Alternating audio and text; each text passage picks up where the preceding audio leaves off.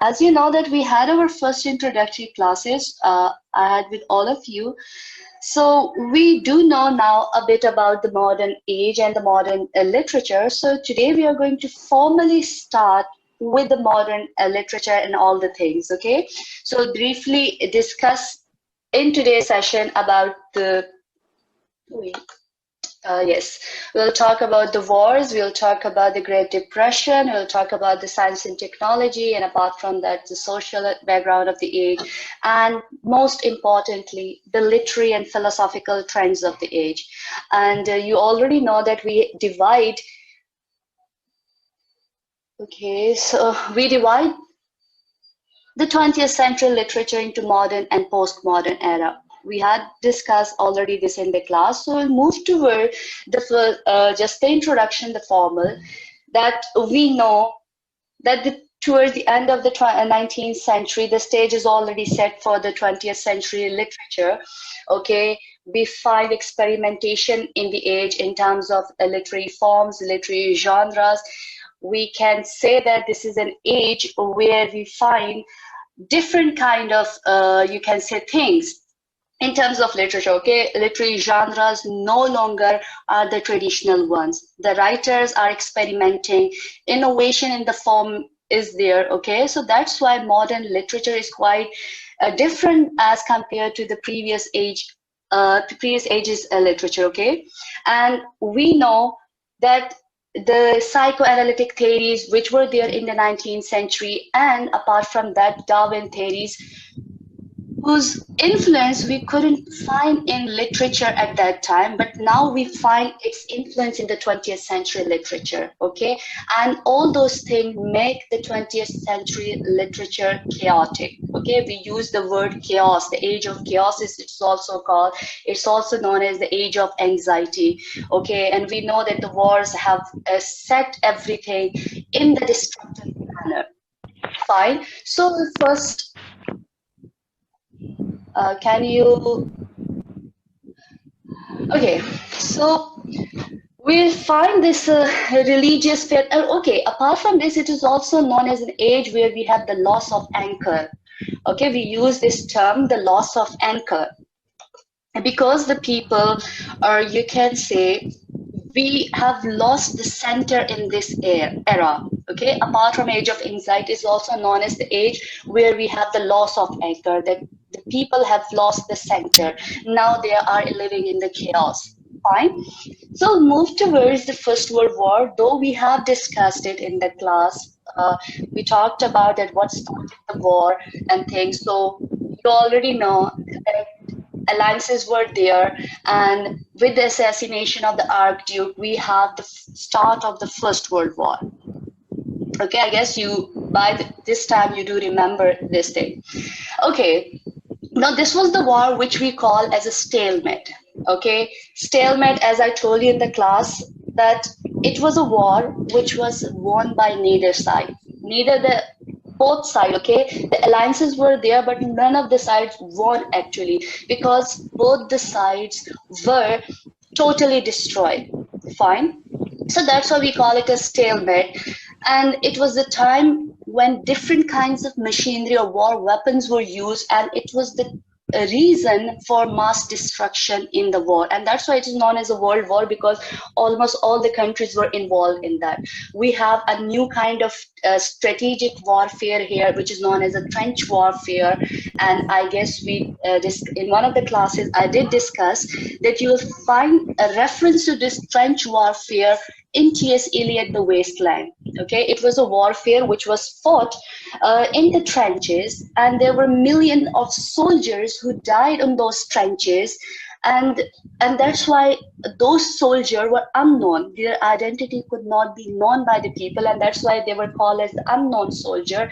And W.H. Auden, in his poem, The Unknown Citizen, has parodied this title. Can one of the student who is just, whose mic is on, can they turn it off? Okay, thank you. Okay, so it was a war where millions of people have died without gaining the ground. I mean, actually, they didn't have any grave, and that's why we have the reference to it in the wasteland, and even in W.H. Auden's poem as well. Okay, so it was a war where we have new technology, and we have different kinds of machine guns, poisonous gases, submarines were used, airplane was used, tank, and all these kind of new technologies were used. And it was the era I told you, it was science was gaining, popularity, and scientific inventions were going on everywhere. Fine. And it was the era of the industrial revolution, the second industrial revolution. We already discussed that we are having four industrial revolutions. The first is known as the steam revolution, the second the electrical, third the automatic, and the fourth one is the digital one. Right now you're living in the digital revolution, the fourth industrial. But this time, the First World War, we were having the mechanical, or let's say the electrical revolution. It was the time when atomic bombs were in the, you can say, in the developmental stages. Okay, later on Einstein is going to experiment about the splitting of the radioactive elements and all those things. So the results, what we have it after the First World War, we know that Germany has lost. Allies were imposed this Treaty of Versailles, which is important because it was the same treaty which has set the stage for the Second World War as well. Okay, it was the treaty according to which Germany was declared, you can say, guilty of the First World War. Okay, all the damages which were done in the First World War, Germany was supposed to pay it. Okay, and Germany already was bankrupt, so you need to keep this thing in mind. And the same treaty, the peace treaty, ironically has set the stage for your Second World War. Okay, and the League of Nations, which was the first international organization which was formed in order to prevent any second war, it actually failed, because then you have the Second World War. Okay, and it was a time when you have only 2 or 3 superpowers. Okay, so when we go for the casualties of the First World War, we see that the troops were there, like, okay, it was mostly the military deaths we find, rather than the civilian deaths. Okay, so the effects, that's important, that what kind of influence we had of the First World War on the, you can say, on the society at that time. It was known as the World War because it was total war. Okay, all the men who could fight, okay, either it was a teenage boy, they were called to fight. Now, what happened at the back? The women who were working, Gigi, yes? And would you like to keep move slow with slow pace? Okay, thank you for reminding me that I talk a lot, quite, fast. Okay, so the You are first. going too fast. That's why it's very difficult for note down things. Okay, thank you for reminding me that I talk too fast. Okay, it's okay. So let me, pass down. So the First World War is known as the, you can call it a total war. It was the time when all the people, especially men, who were able to fight. You can say Excuse the me, key. ma'am. Yeah, time to G, enter a class, ma'am. G. Hello. अस्सलाम वालेकुम ma'am ma'am actually Irfan wait कर रहा है ma'am please allow करें उनको class में Okay, I have allowed almost all of them, but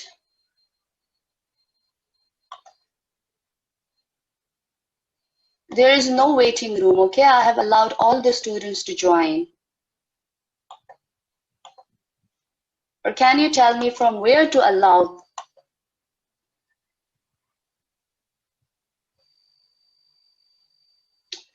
Okay, so participant, we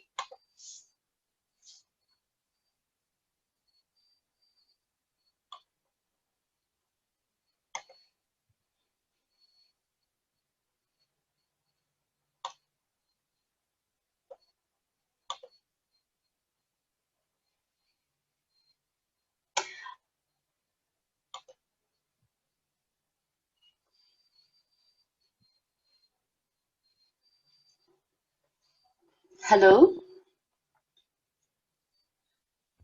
Yes, ma'am. Where is any? Yes, ma'am. There is no one in the waiting room. Ma'am उन्होंने कोई second जो link था वो तो नहीं join कर लिया. That they cannot I join think it उसने second because link it's join किया है, casual उस room. पे वो वेटिंग में आ रहा है. सेकंड लिंक उसने ज्वाइन किया, I think. A second link cannot start right now. It has a time, okay? So it will start. Tell him to join this one, the first link. ये first link personally उसको share करे किसी के पास अगर contact हो. Tell him to see it in the group. I have already shared it in the group.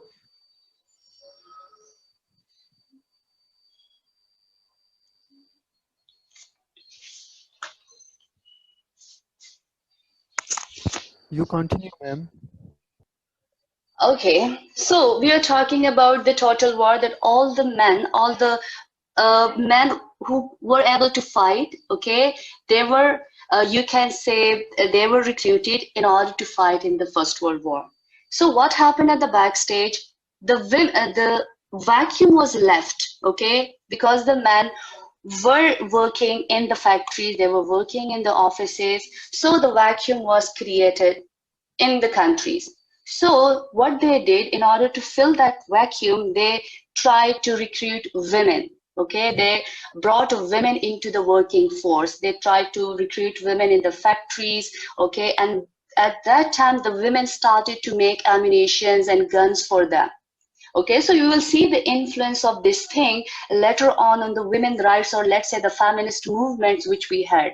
Okay, it was not something which they did voluntarily, but it was the need of the time that the countries had to recruit women in order to fill the vacuum which was left by men, because they went to fight, and obviously the countries need to work. Okay, they needed factories to run in order to provide, you can say, backup for the men who were fighting on the forefront.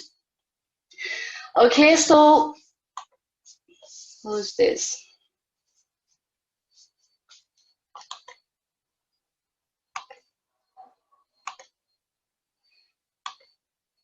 Okay.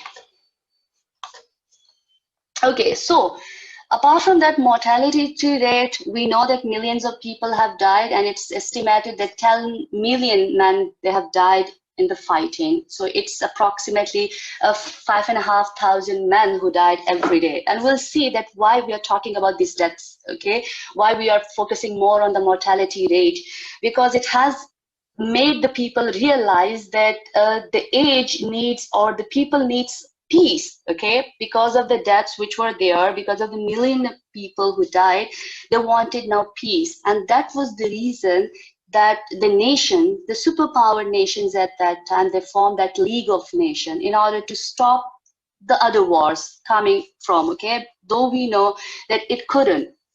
Okay, it was also the time when we have the end of the greatest empires. You have the end of the Ottoman Empire, and you know that the Turkey was divided, and even now Turkey is suffering from the, you can say, the sanctions which were there after the First World War, because it was part of Germany.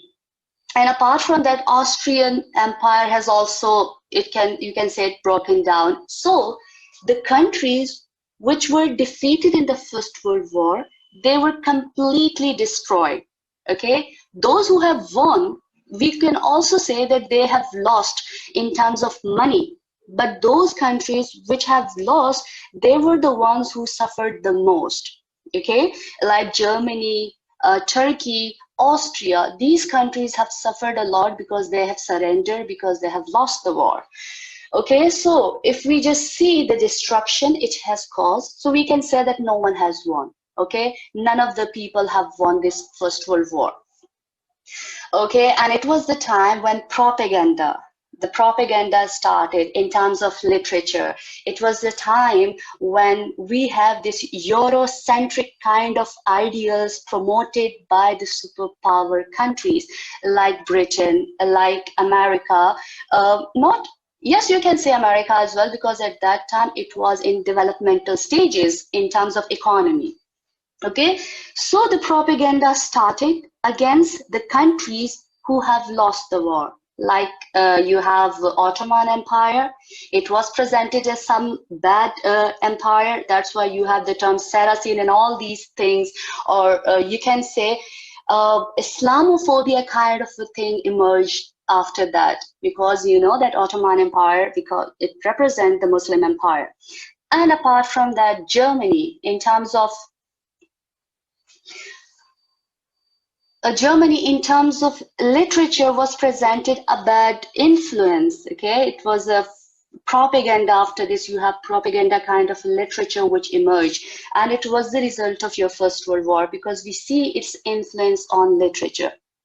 Okay, but having all those bad things, the people by the end of the war, they actually wanted peace, because they have seen millions of people who died of war. Okay, they just wanted peace and stability, and that was the reason that they have formed the League of Nations. That was the reason that the start of the Second World War, most of the countries were not in favor of it. That's why they were appeasing Hitler. You will see the Second World War, then you will understand that why they wanted peace, because they have already seen death. They have already seen that the people were dying and they were not gaining any ground.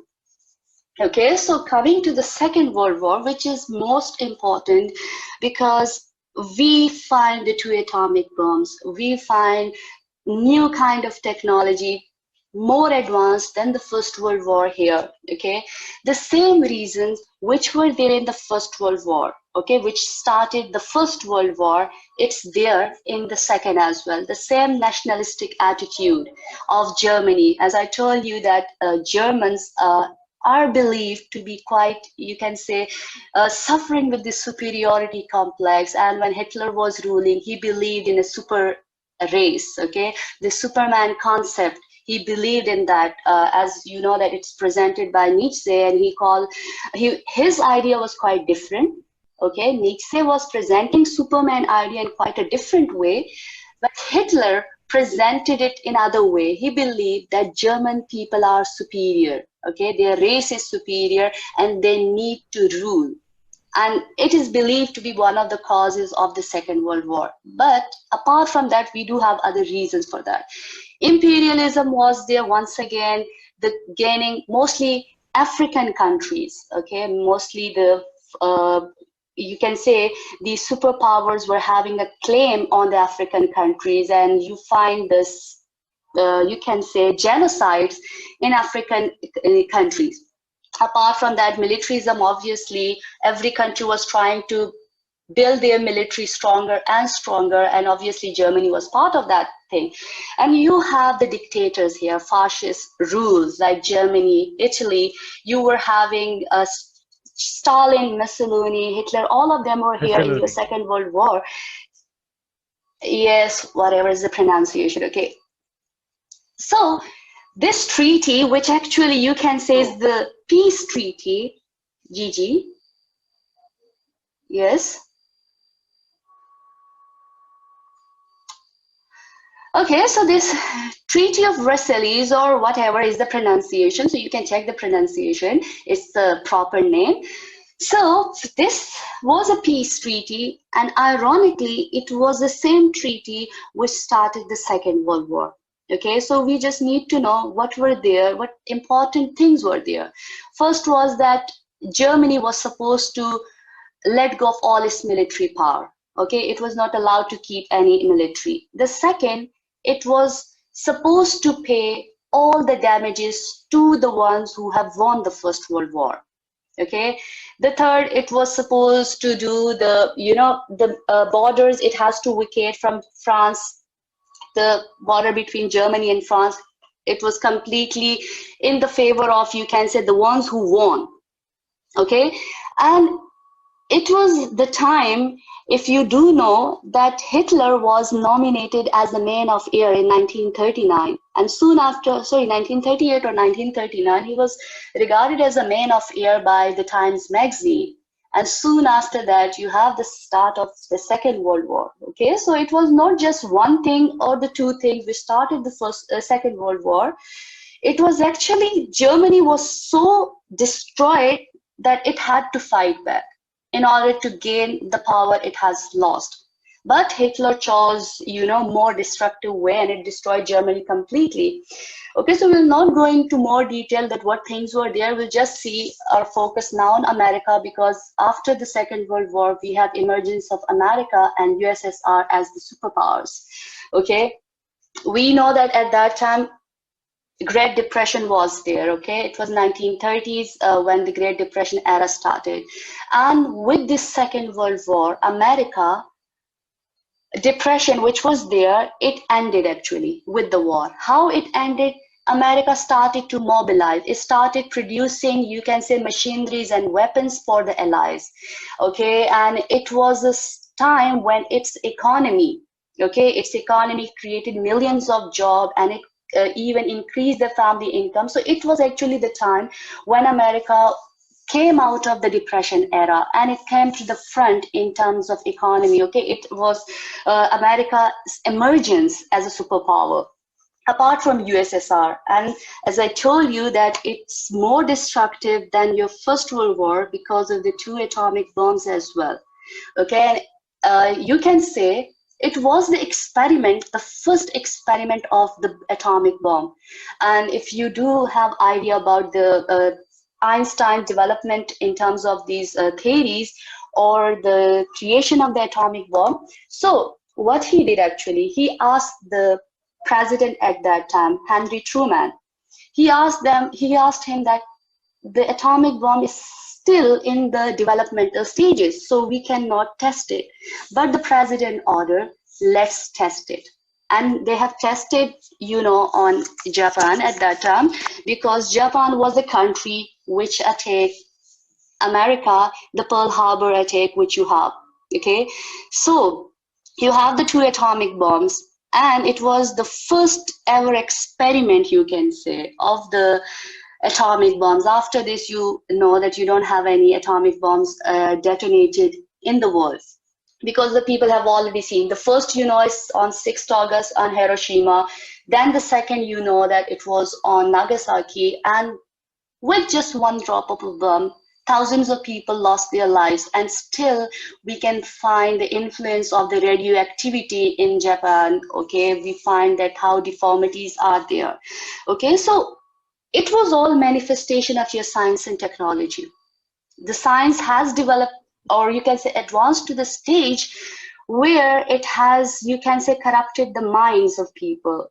And that's why we find criticism of technology in this age. And that by the end of the Second World War, it's believed that Hitler has committed suicide, even though he has committed suicide. But when we see the whole, you can say, situation of the deaths there, and we compare the 2 wars, we find the military deaths. The 95% was there in the First World War, and in the Second World War, more civilian deaths were there. Why civilian deaths were there? Because of the machinery. The wars were not fought on the borders. The war was mostly fought, you can say, the aerial bombing was there, and it was mainly targeting the residential areas. So that's why you have more civilian deaths in the Second World War as compared to the First World War, which was mostly fought on the forefronts, okay, on the borders. And the Second World War was mostly, you can say, fought through aerial, you can say, combat. Okay, so now you know that the wars were there, okay, destruction was there. So we now see the result which it had on the era at that time. It was the very first time that the people have come across the war crimes. Okay, the war crimes before, as I told you, that there were wars, okay, wars were fought. But at this scale, no war was fought, especially Second World War. And it was the time when people started to think, when they saw the 12 million people who died, and mostly Jews. You do know that the Holocaust things happened in the Second World War. And it was the time when people, or when the superpowers, were focusing how to punish the war crimes. because before that they couldn't see any genocide at this scale. And it was the time when they started to think about, okay, so I guess we are having the end of the session almost. Okay, we still have time. Yes, So ma'am. it was the time. Okay, we still have a bit time, by the way. So the war crimes, they were, you can say that they started to recognize the war crimes. They started to call it a genocide. They started to, you can say, devise laws to punish those who have committed, because they didn't want to make it happen, or you can say they want to prevent it happen in the future. But once again, I would tell you that everything, whatever we have read so far, it was mostly Eurocentric, whatever was there in the history books. And you know that the history books are mostly written by the Western country. So we will always find, you can say, that Germany and all the countries are evil and only the Western countries are the champions of democracy and all that thing. Though we know that there are atrocities which were committed by the ones who have won the the Second World War. But anyhow, those who lose, they are the ones to suffer the most. Okay, it is the time when we have the formation of United Nations as a global organization in order to promote peace. And it was the time when you have the 5 superpowers, okay, 5 major countries who have the veto power and all the things, okay, as compared to League of Nations where we had only 2 or 3 nations. Now you have the 5 major countries. And even if you see the names, China, Russia, and all of those countries who were economically strong, okay, coming to the front, but if you are economically strong, otherwise you don't have any space being the superpower. Okay, so the emergence of the 2 new superpowers, USSR and US, after the Second World War, because you have Germany, France, Britain, they lost actually so much that economically they were not stable. So that's why they have lost that stage of superpower. And that's why we have the emergence of the 2 superpowers. And that's why most of the time you have this Cold War between USSR and US. Though you know that after Afghan War, we have the end of USSR. Now you have only Russia. Okay, so the women's rights, obviously the women cause thing is important here, as we talked about it in the First World War, that the vacuum which was left by the fighting men who were fighting on the front, it left the vacuum back at home, and it started the women, it made the women to work, okay? And what happened?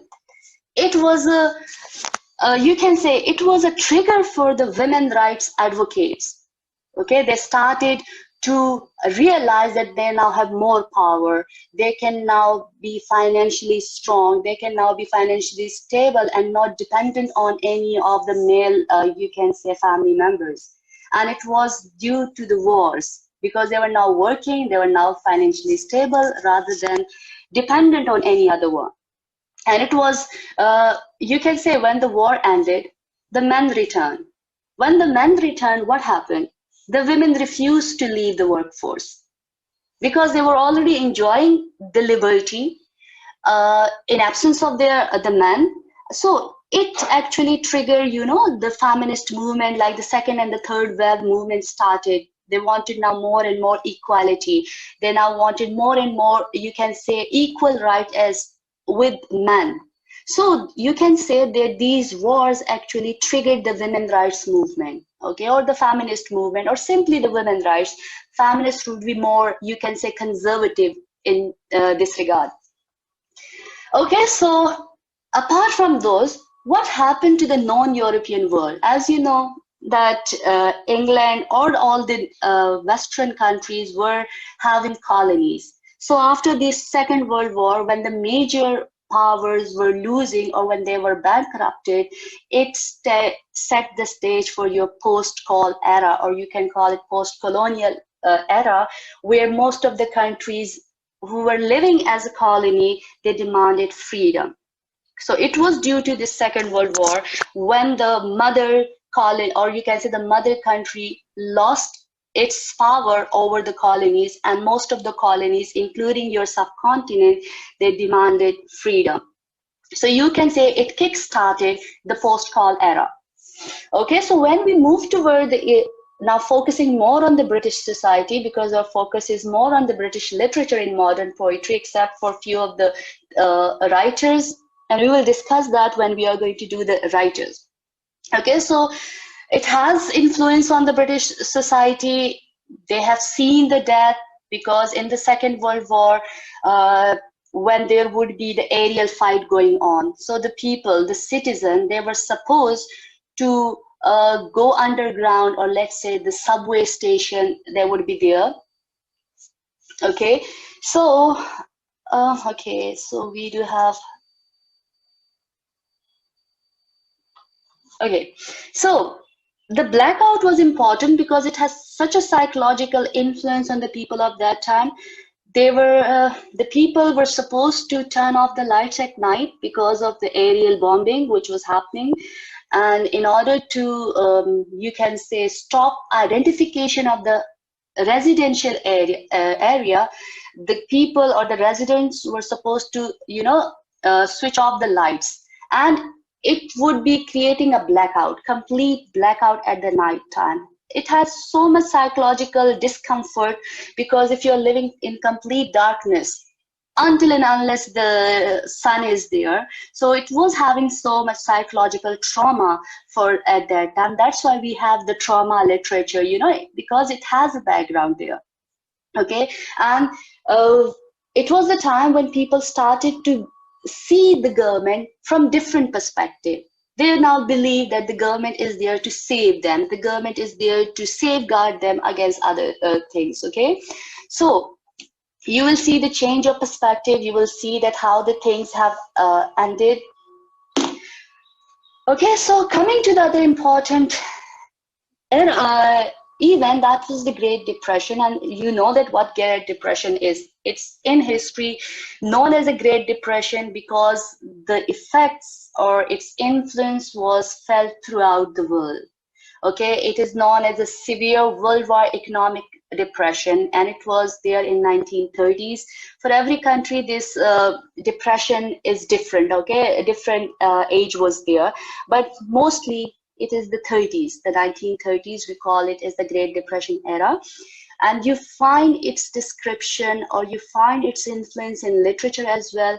If you have read The Pearl, a short story by John Steinbeck, who has written The Pearl, it is an example of the Great Depression literature, that how the people, the common people, they have been, you can say, devastated by this Great Depression. And if you ever have chance, so do watch that movie, which is by the name of, I guess, yes, The Pursuit of Happiness.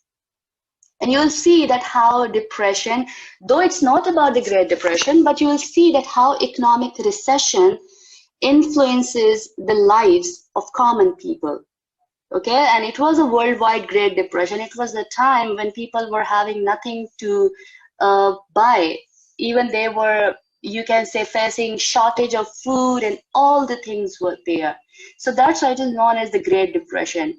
And even recently you had the recession, which I guess happened in the start of the 20th century.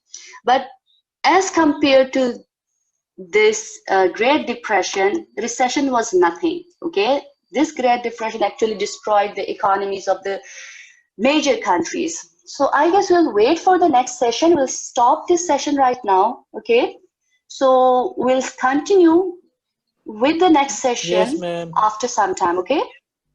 Okay, so take care. I'll meet you after. Thank you, ma'am. Thank you, ma'am. Thank you, ma'am. Thank you, ma'am. Thank you, ma'am. Okay, so we left with the depression thing. Okay, so we'll just move quickly towards the science and technology, because we have to wind up the session as well, and we have to move toward the philosophical trend, which is important. Okay, which is too much important. If you don't get it, then you won't get the rest of the things while we are reading the poems. Okay, so started with the science and technology. You have now seen the wars, that how things were going at that time. Okay, so 20th century, we call it the 100 years of scientific creativity. And I guess I did tell you about it in the class, okay, that it's known as a century where we have more scientific inventions and innovation than the rest of the centuries so far we have. Okay, we have the colossal expansion of electrical power, okay, the generation of electricity, you have the automation, you have industries which are now more advanced as compared to the previous ones. Okay, so it was the time when you have Albert Einstein, whose theory of relativity and his work in splitting the heavy atoms. Okay, splitting heavy atom is important. Those of you who have science background, they might be knowing about splitting heavy atoms in terms of creation of atomic bomb is important. Okay, and it was done by Albert Einstein and Rutherford. And it was the time when we have automation and computers. Okay, and that's why towards the end of this 20th century, we have more skepticism about science and technology. We believe that science and technology is going to take away, or you can say it is going to suppress the humans. Okay, and that's why nowadays, whenever you're talking about an AI robot or a humanoid, or even you can say the rise of the robots, mostly in Hollywood movies, you might have seen that how you have like, if you have watched the movie AI, if you have watched the movie Space Odyssey, you see that technology is presented in quite a negative way. Okay, and it is shown that as if it's going to take over the human, it's going to suppress the human race. Okay, and that's what we see as a criticism of technology or science and technology in the 20th century. Okay, it started here. Even now in 21st century, we see that the theorists and the you can say the writers are divided on this thing, either to favor technology or not to favor technology. Okay. So in the 20th century, you have this third industrial revolution. We have already discussed about that. So you just need to keep it in mind that right now, 21st century is the fourth industrial revolution. Okay. So this criticism of technology is important. You will see it in the modern literature as well, that how it has made the people mechanic, how it has made the people more self-centered, how it has made the people, you can say, away from the human relationship, and how it is destroying the society. Again, that is the criticism of technology which we see. Okay, that it has become a very dominant force in our society nowadays, and even at the start of the 20th century as well. Okay, though we had the Second World War, where the Western democracies like Britain, like France, and like US, they have fought and they have won the war. Due to this, you can say, the scientific and technological advances. But even those things could not change the perception of people, or you can say the negative perception of people about technology. Because the people have already seen the 2 atomic bombs, how this technology can be horrific, how it can lead to destruction, how one nation can use it to destroy another nation. Okay, even nowadays you can find this hostile race for scientific, you can say, military powers. You find every other day you have the testing of missiles and all those things. Even AI controlled devices are invented, and every day you find more mass destruction weapons. And it was the time where the people have lost that, you can say, ideal kind of thinking that technology is going to make a utopia for them. It was not a utopia which they have seen in 1945. It was a dystopia, or let's say the destruction, which they have seen in the 1945 when the 2 atomic bombs were, or you can say, dropped on Japan. Fine. So this was, you can say, the very background of the age. Now coming to the social background of the age, you have seen the wars, okay? Now these wars actually altered the way the people, or let's say the way people were looking at women.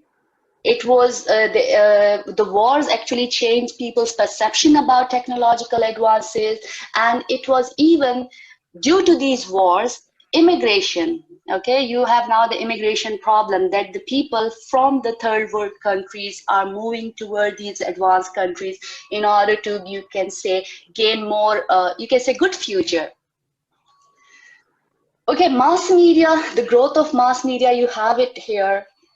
You have now TV, you have now radio, and you see its description and literature of the age as well, that how the people are now getting away from the family life, how people are now immersed in the TV screen rather than, or even the radios, okay, because it was just the start of the era, so you have the emergence of radios and the TVs. So mass media, or the information, was now quickly transferable in the society. Okay, it was a large information could be transferred to the people around the world. It was, you can say, the first step toward the globalization, or making the world a global village. And it was a time when you have multiculturalist concept, when the immigrants were coming to the European countries or the Western countries. So the diversity in terms of multicultural, you can say, concept, where people were witnessing influx from South Asian countries, from African countries to the Western countries, okay? So the idea of multiculturalism was, you can say, quite developing. But keeping in mind this multiculturalism or multiculturalism, it was having negative perceptions as well. Okay, even you can see, as I told you, that thing may start in one century, but you will see its influence in the other century. In the 21st century, you can see that how the immigrants are seen in the negative light, how most of the Western democracies are closing their borders on the immigrants. But in the 20th century, it was the other way around. It was that the people were trying to focus that how their society is integrated, how it is, you can say, a diverse kind of environment was there. So it was a positive one. Okay, so you can say this multiculturalism was quite important at that time, when they were welcoming immigrants. And they were believing that they are bringing their own culture, and it was acceptable at that time. Right now, it's not, okay? Even you have Islamophobia, you have even so many phobias nowadays in the Western democracies, where this multiculturalism in itself has become paradoxical.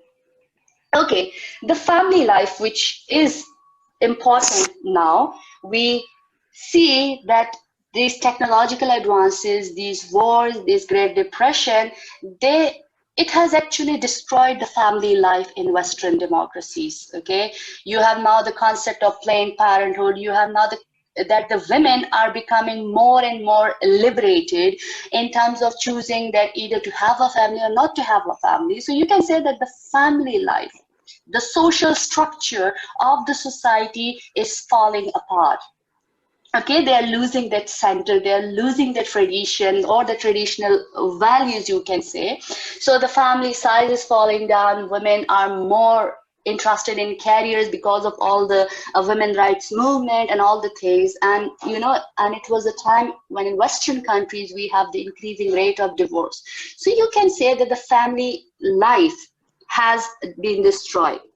And we'll see it in the poems as well, that when we read The Wasteland, you will see that how this lament for the old traditional family life is there. Okay, we will see it in the description of, you can say, the modernist, you can say modernism, then you will get it. Okay, so the women as a separate, or you can say women as an individual, was gaining more and more power now. Why? Because of the wars. Okay, because that now they are more financially strong. Now we have more radical movements. You know that the feminist movement started in 19th century, with the that suffragettes, okay, that they wanted the right to vote. But in the 20th century, they were now demanding more rights. Okay, they were demanding equal rights to men. And it was the time when you have more radical feminists, like one of them is Germaine Greer, whose book, The Female Eunuch, which you can say it's quite a radical book. Apart from her, you have other feminists like Julia Kristeva, okay, forget about her. Other like Helen Susu and so many other feminists you have who were more radical in their approach towards female, the women rights, okay? Religion, as I told you in the start, that it is an era which is known as the loss of anchor. Anchor here is the religion, that the people have lost their interest in organized religion. Either it's any of the major religions of the world.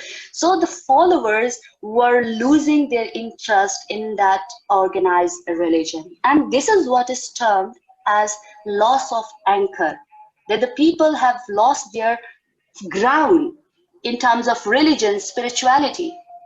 Okay, so most atheistic tendencies are coming to the front, and it is because of the disillusionment, that the people were disillusioned because of the science and technology. They thought that they are the ones who are doing everything. You can say Nietzsche concept that God is no longer here, and so many atheistic, you can say, tendencies are growing in the 20th century. In 21st century, it's more, you can say, destructive, but in the 20th century, it was just start of that thing. Okay, it was just start of that decline in the religion. So now coming to the most important element, that's the philosophical trends of the age. Though I told you in the class that it's known as the blast of schism, and our concern is only with modernism, okay? You can see that there were so many isms like absurdism, existentialism, cubism, imagism, so much of the isms you have in the 20th century.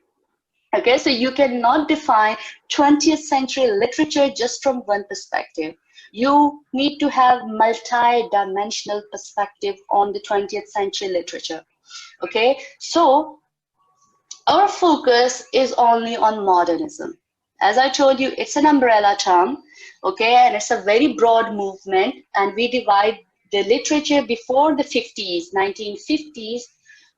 We call it the modern era, or let's say the literature is called as the modern literature. And after the 1950s, we call the literature as the postmodern literature. So our concern is not with postmodern. Our concern is only with the modern literature. Fine. So modernism as a movement, it's you can say it's an eccentric movement, or you can say a movement where the writers, the artists, they were experimenting with the forms, they were experimenting with the materials, and they were experimenting with the techniques which were already used by the previous or the other ages writer. Okay, they were making innovative, or they were creating innovative styles. Either it's in art, for example, modernism is believed to have emerged from art, okay, from paintings, like you call it, what we call, one of the important, Claude Monet. He's one of the painters whose works has, you can say, the elements of modernism is there in his work. Okay, so it started with the painting and all the art, and then it moved to the literature where the writers started to experiment with the form. Okay, no longer the traditional genres, techniques were used. More free verse kind of poetry, more free verse kind of novels were there. Not free verse kind of novel, but the novel genre was different.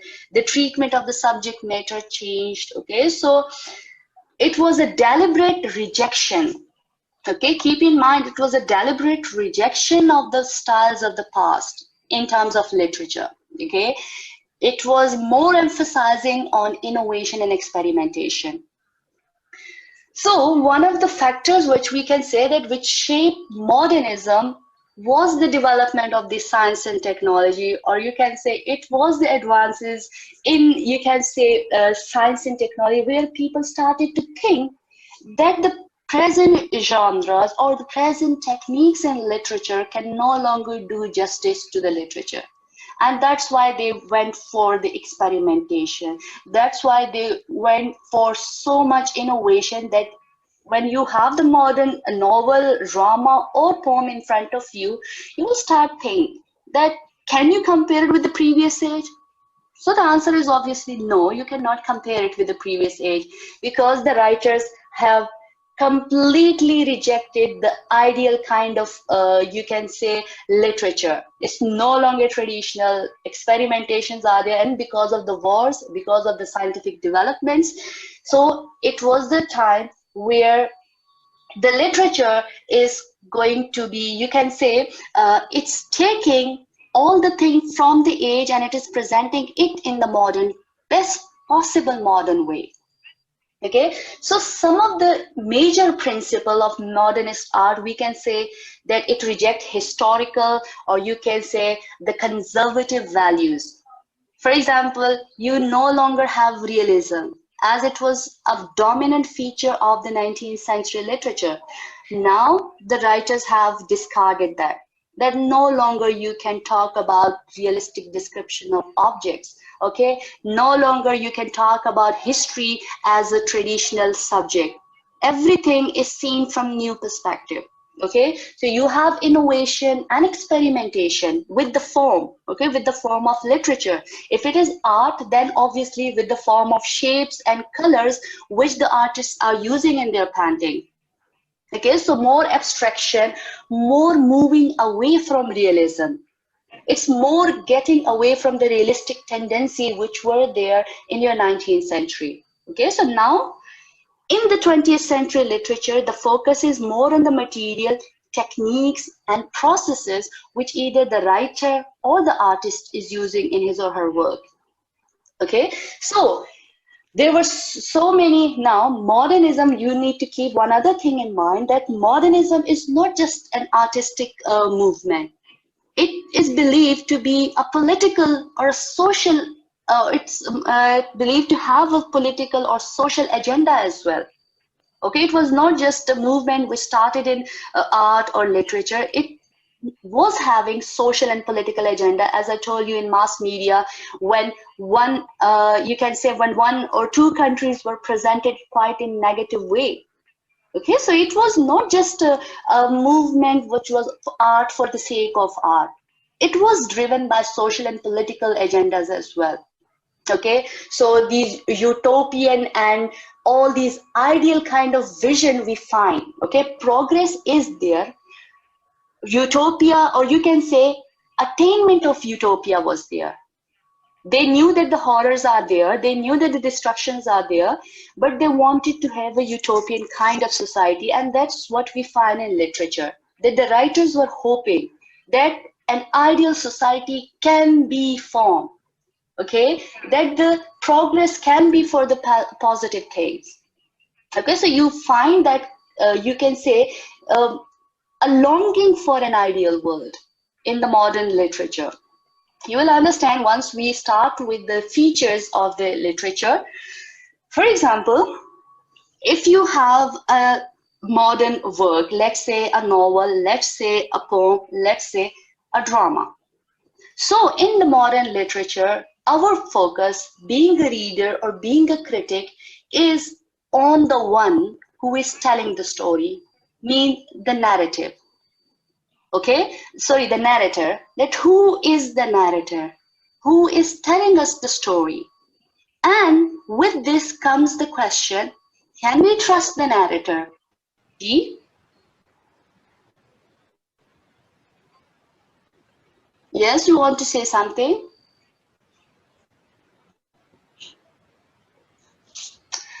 Okay, so our focus is on the narrator and the aspect that can we trust the one who is telling us the story.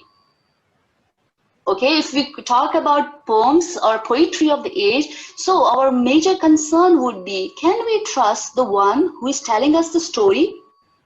Okay, so we are doubtful. The doubts are there when we are reading the narration or the story, who is telling us, and can we trust them? Or you take it the other way around, that in modern literature, it's more like that there is a secret.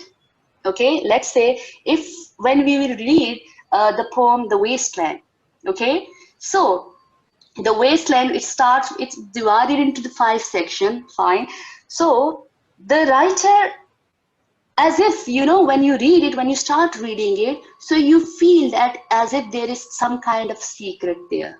Okay, and when you go through the sections of the poem, you will feel that something is revealed to you. So you are in search of that truth, you are in search of that secret. You already know that there is a secret. For example, The Wasteland, by the end of this poem, he tells us that how the wasteland can be revived. Okay, once you start reading it, then you will get to know. So in the start, we have this question that there is a secret how to revive this wasteland. And in search of that secret, we read the whole poem. We try to place all the fragments of the story together in order to know the truth. Okay, so the question is of knowing the truth which the writer has presented, okay, the secret, and then we, by the end of the story, it is revealed to us.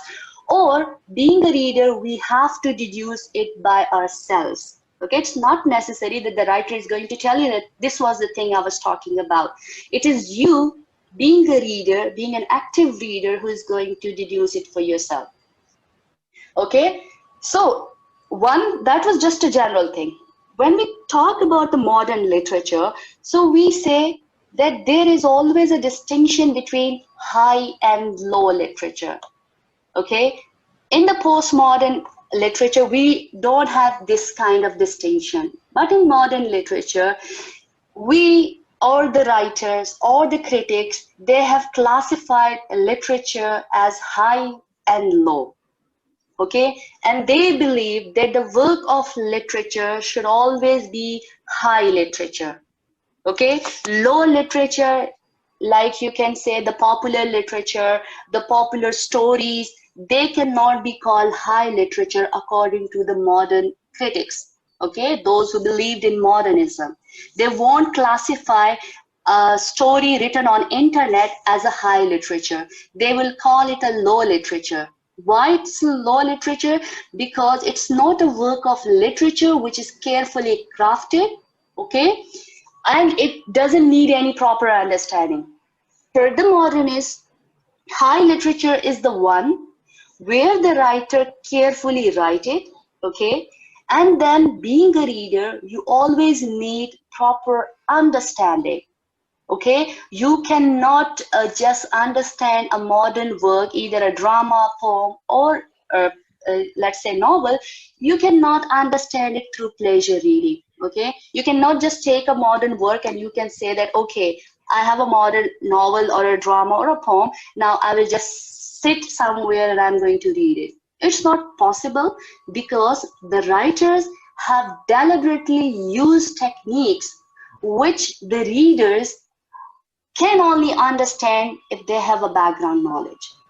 Without background knowledge, they cannot understand modern literature, okay?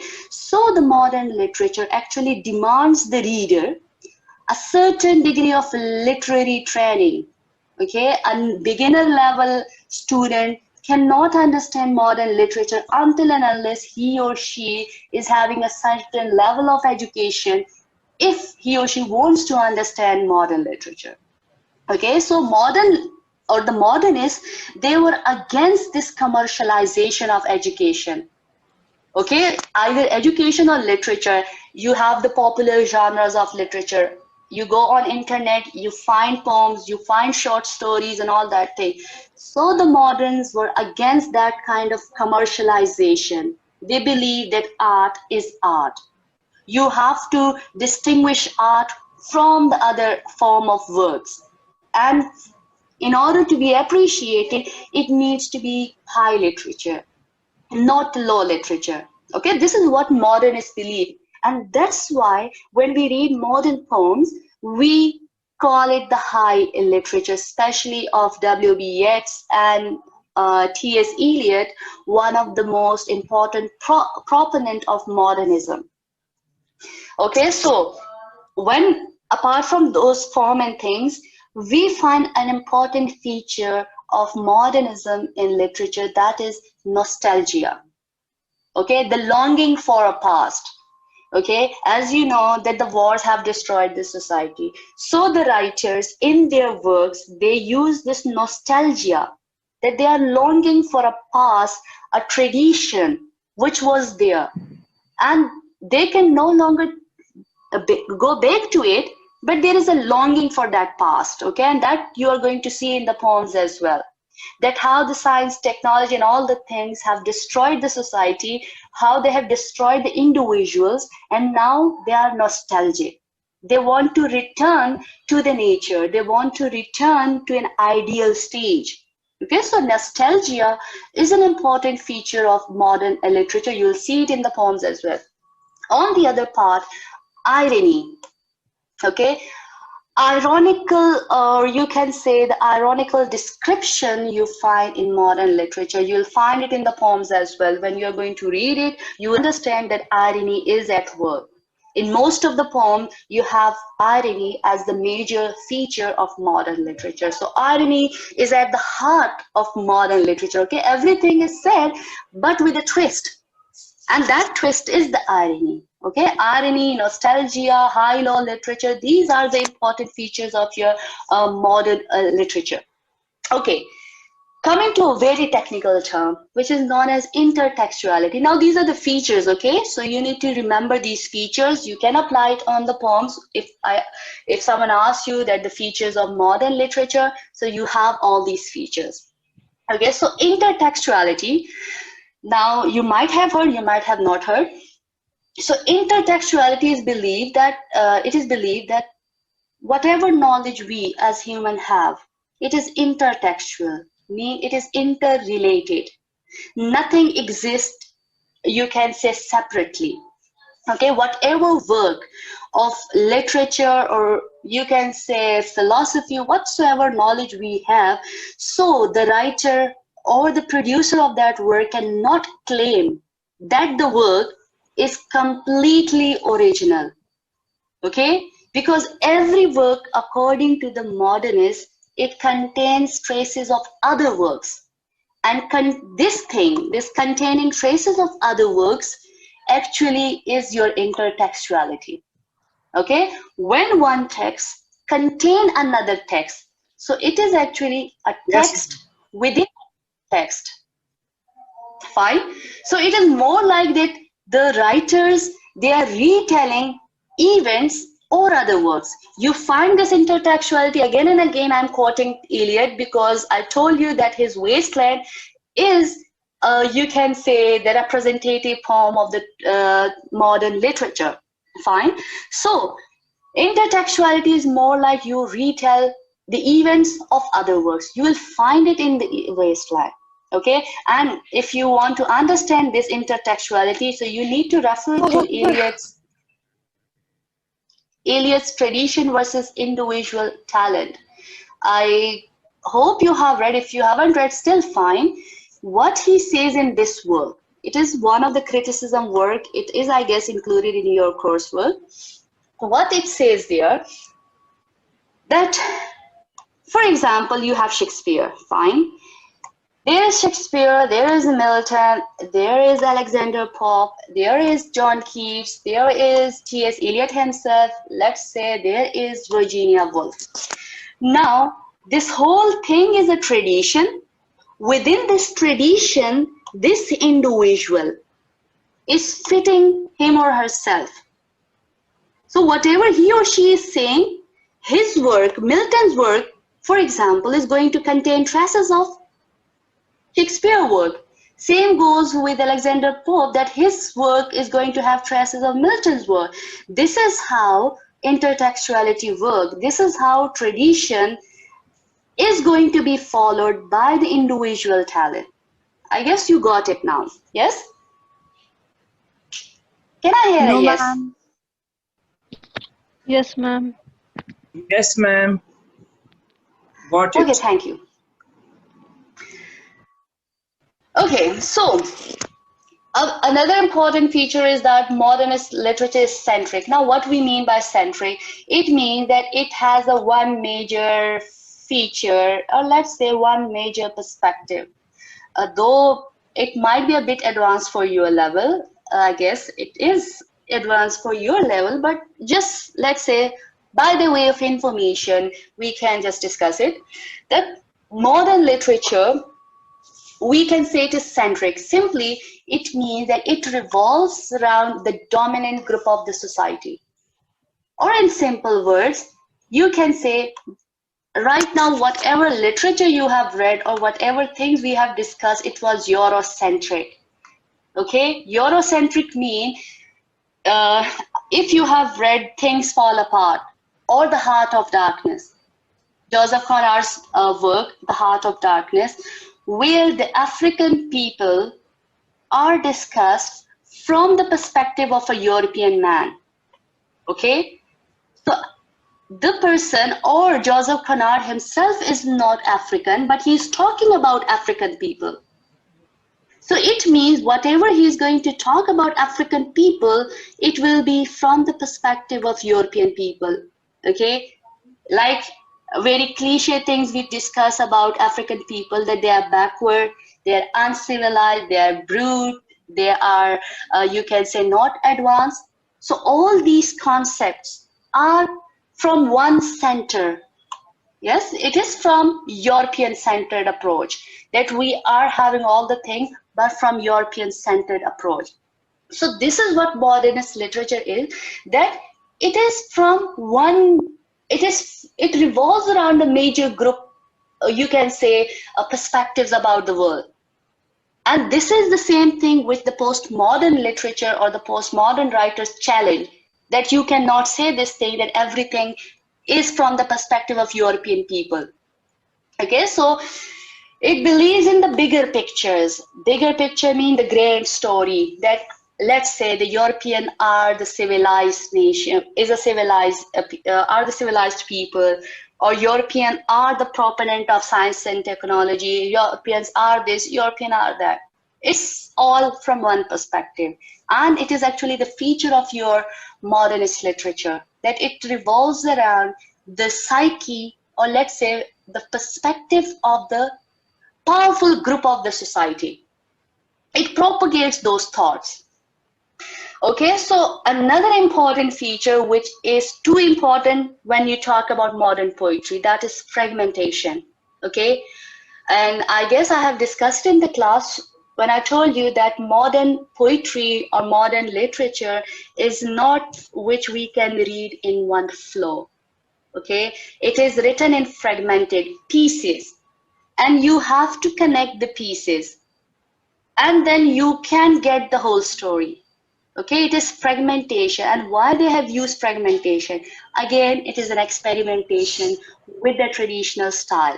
It is not a continuous narration. You don't find continuous narration in modern literature. There are no fixed point of view, means there is no one narrator. There will be multiple narrators and multiple perspectives. Okay, and there are no clear-cut moral position that this is good, this is bad. You don't find it in modern literature. So fragmentation is an important feature of modern literature, and especially modern poetry. And if we talk about T.S. Eliot, then it's all about fragmentation. He has written his stanzas. If you read his stanzas, one stanza is disconnected, the other stanza is again disconnected. But in order to get the bigger picture, you need to understand the fragments. Okay, so that's why again and again I'm telling you that it's a difficult literature as compared to the previous one. Okay, so with this fragmentation, you have paradox, irony, ambiguity. And if you do know that it is one of the important feature of your new criticism, if you don't know, it's perfectly fine. Okay. And if you want to know, then we will discuss it in the class. If you don't want, still it's fine with me. Okay, so that was it for the introduction of the age, and I guess I haven't bored you a lot. So